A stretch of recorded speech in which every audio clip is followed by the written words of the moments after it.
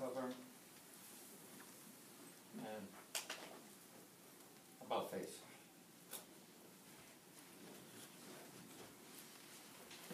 Okay, this is our ritual, if you want to call it, our prayer. The Queen of Fire Company started way back when, and they've used it at any of all the funerals that we've had, which are all in my hat. Okay? I'll explain that later. Okay, you ready, everybody? We gather at this time to pay our last tribute to our departed friend and comrade Alfred, who has responded to the call given by our Heavenly Father. As we go through life, we are constantly reminded of the certainty of death and uncertainty of its appearance. But when the decree has been issued, as it has been for him, let us be well prepared. We, his friends and fellow firefighters, pause to express our appreciation for he, as a firefighter, a loving husband and father. Whatever his faults may have been, they are more than overcome by his virtues, truths, and loyalties.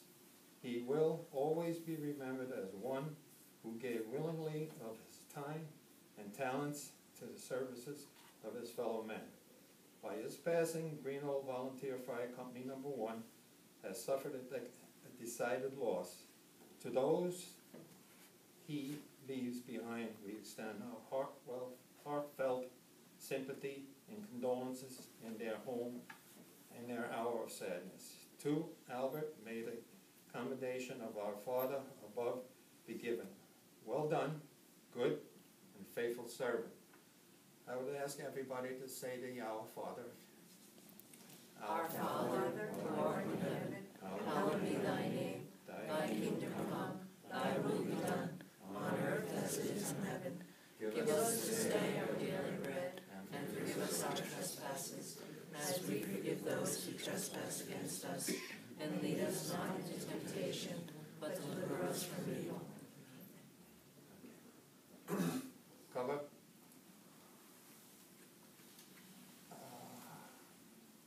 About face. And give Al a last salute and say thank you. Okay, dismissed. Unless you want to stand here and listen to what I'm going to say. I don't say too much, but I just want to recall this gentleman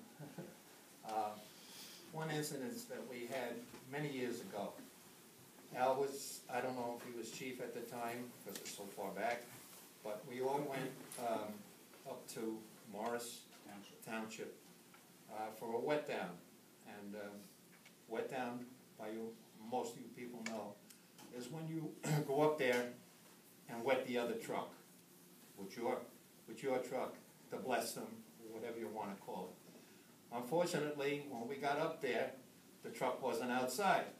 It happened to be an open cab, as this gentleman said. So, what to do? We want to wet the truck, and it was getting late, and we wanted to get back down, back home. So one of our gentlemen, or one of our firemen, stepped into the firehouse, and he happened to find a remote for the door. In the meantime, the guys powered up the truck. Al was there. I don't want to say that he didn't try to get out of it.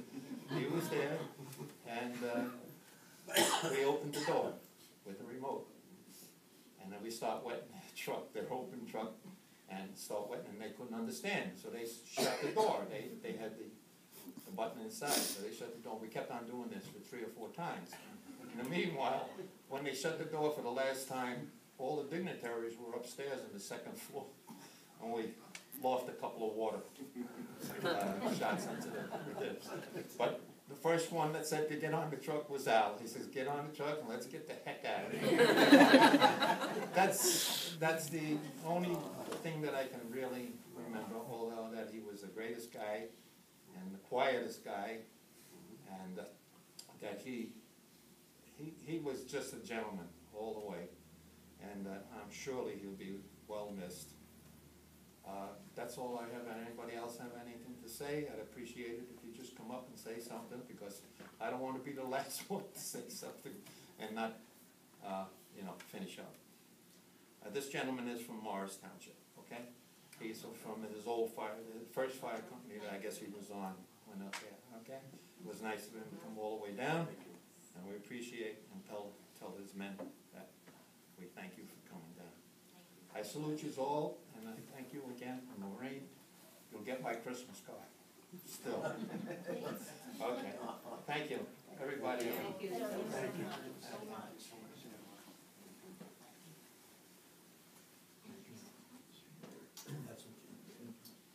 Sorry.